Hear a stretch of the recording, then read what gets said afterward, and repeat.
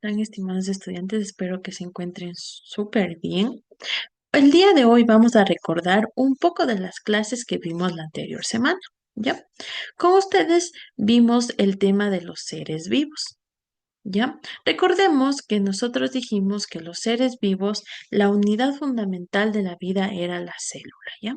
Para eso vamos a compartir la pantallita para hacernos acuerdo de qué es lo que vimos la semana que pasó.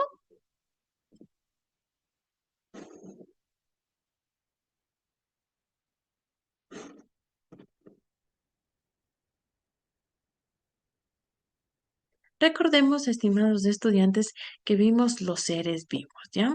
Aquí vamos a encontrar características fundamentales de cada uno de ellos. Como dijimos que la célula era la unidad fundamental de la vida, ¿no es cierto? También recordamos que cada uno de ellos se organizaban, tenían un sistema integrado que era la organización celular, era el metabolismo, el crecimiento y desarrollo, también la reproducción, que era sumamente importante para mantener la descendencia, ¿ya? También vimos la homeostasis, que era el equilibrio dinámico del medio interno, ¿ya? También vimos la irritabilidad. Aquí yo les ponía un ejemplo sobre las polillas que les atraían la luz, ¿no es cierto? O también sobre la pupila del ojo, que al momento de acercar la luz, la pupila del ojo se va a dilatar y al momento de alejar la luz, la pupila del ojo se va a poner normal, ¿no es cierto? Ya. También vimos la organización celular y el metabolismo.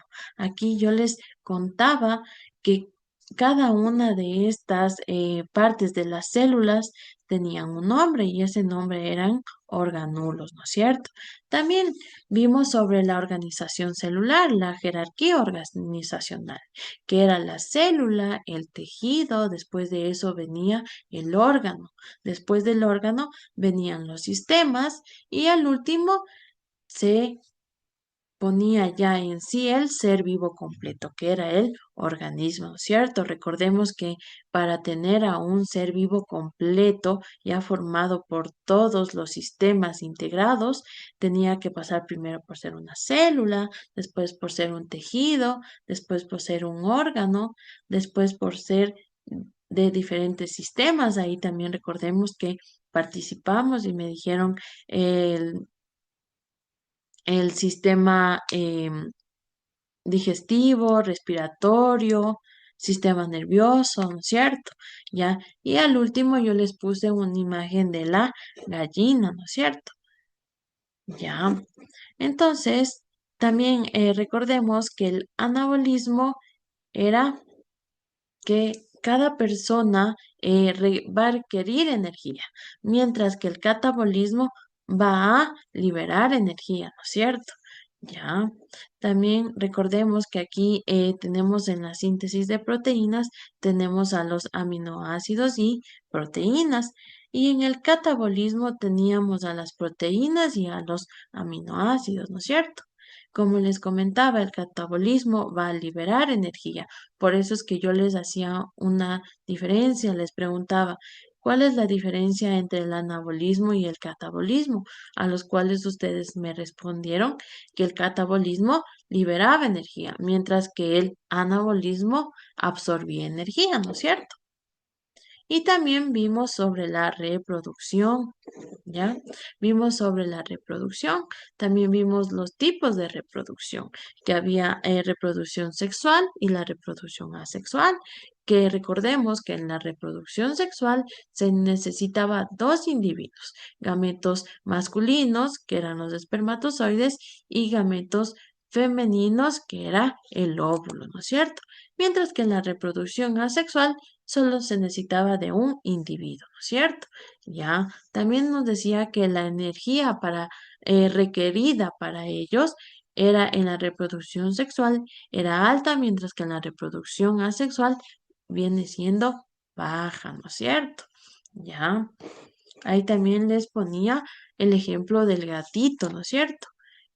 Ahí está, la reproducción sexual y la reproducción asexual. Y por último vimos la estructura celular. Acordémonos que nosotros vimos que habían dos tipos de células, las procariotas y las eucariotas, en las cuales las procariotas yo les decía que no había un núcleo definido o un núcleo verdadero, ¿no es cierto? Mientras que en las eucariotas sí existía un núcleo definido o un núcleo verdadero. Ahí la diferencia era que entre la procariota y la eucariota era que la procariota no tenía un núcleo verdadero, mientras que la eucariota tenía un núcleo verdadero, ¿no es cierto? Ya. También vimos algunos aspectos de estas dos células, que eran el tamaño de la eucariota era más grande, que era más de 10 micrómetros, mientras que la procariota era menos de 10 micrómetros, ¿no es cierto? Ya. Y por último vimos la estructura celular.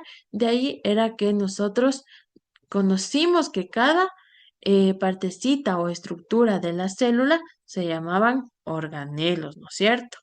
O orgánulos, ¿ya? Vimos el núcleo en donde recordemos que yo les dije que el núcleo va a estar ahí el ADN. Les comentaba que el ADN va a ser como una computadora en donde va a tener mucha información, ¿ya?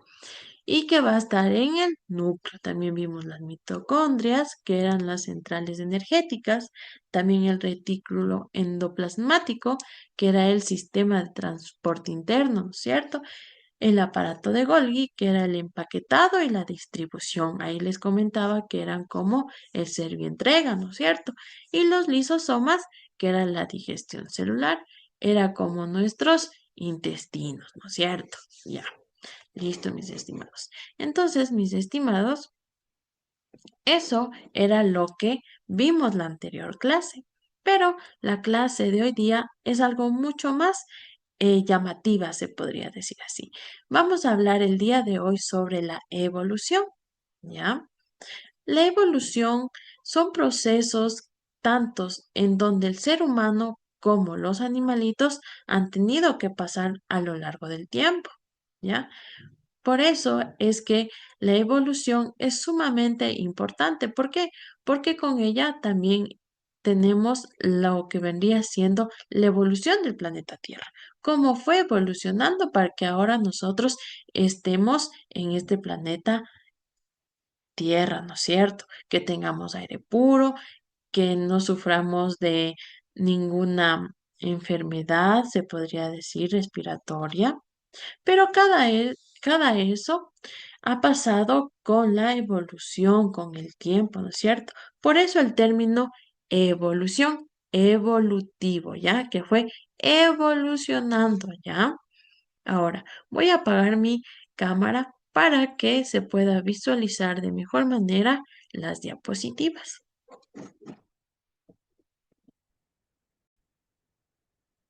Les voy a compartir, permítanme compartirles las diapositivas, ¿ya? Aquí vamos a ver sobre la evolución. ¿Qué es la evolución? La evolución va a ser un proceso biológico, un proceso de cambio hereditario, ¿ya? Que van a sufrir las poblaciones, ¿ya? Como les comentaba, a través de generaciones sucesivas, ¿ya? Aquí va a haber un cambio en las especies, también en los ancestros comunes y también en la diversidad biológica, ¿ya?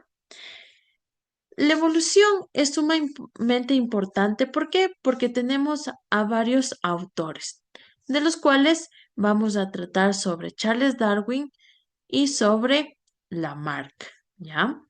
Nosotros en los cambios en las especies vamos a ver que vamos a tener una acumulación de mutaciones en el ADN. Recordemos que les dije que el ADN va a ser como una computadora en la cual va a estar llena de información, ¿ya? La selección de características ventajosas nos dice aquí. La adaptación a nuevos ambientes, es decir, que cada animalito o ser vivo se fue adaptando al diferente ambiente, al diferente entorno en el que se va a encontrar. Es por Ejemplo, nosotros aquí en la sierra ya nos adaptamos a la variación del cambio climático. Es decir, que en invierno va a estar la mayoría del tiempo lloviendo, mientras que en el verano va a estar la mayoría del tiempo haciendo sol y con muchos vientos, en lo que va a ser diferente a las personas que viven en la costa, ¿no es cierto? Ya, ellos van a estar adaptados al cambio climático de allá, que va a ser muy caluroso y en invierno va a ser menos caluroso, mientras que en el verano va a aumentar el calor, ¿no es cierto? Entonces, mis estimados, la evolución, ¿ya? Eso va a ser la evolución. Vamos a tener también un proceso temporal, la herencia genética, nos dice aquí, ¿ya? El proceso temporal van a ser cambios acumulativos a lo largo de millones de años, ¿ya? También la herencia genética nos dice que es la transmisión de características a través de generaciones mediante el ADN. Eso nos quiere decir que nosotros vamos a dejar descendencia. Por ejemplo, si yo tengo un hijo, él va a ser mi descendencia. Yo voy a transmitirles algunas características de mí. ¿Por qué? Porque ellos van a compartir ADN conmigo, ¿ya? Ahora, evidencias evolutivas. Aquí, dentro de ellas tenemos a los registros fósiles. Los registros fósiles son muy importantes. ¿Por qué? Porque con ellos podemos ver las evidencias directas de la forma de vidas pasadas, ¿ya? Es decir, si nosotros tenemos un registro de un fósil de un mamut, podemos estudiar cómo fue su genética o también cómo fue su adaptación, ¿ya? Recordemos que el mamut antiguamente era muy grande, ¿no es cierto? ¿Ya? Ahora, el mamut fue evolucionando y es lo que nosotros ahora conocemos como el elefante, ¿ya? El tigre dientes de sable es ahora conocido como el tigre, ¿ya? Entonces, fueron esas evidencias evolutivas que nosotros ahora podemos apreciar, ¿no es cierto? ¿Ya? ¿Por qué, profe, fueron ellos la evolución, el elefante y el tigre? ¿Por qué? Porque cada uno de ellos se fue evolucionando, fue adaptándose al diferente ambiente en donde ellos estaban, ¿no es cierto? A su entorno, ¿ya? Entonces, mis estimados, los registros fósiles son sumamente importantes. ¿Por qué? Porque nos permiten o nos proporcionan la evidencia directa de formas de vidas pasadas, ¿no es cierto? ¿Ya? Ahora, teorías de la evolución. Ya tenemos en 1809 a Lamarck sobre la teoría de, de los caracteres adquiridos, ¿ya? ¿Qué nos quiere decir esto?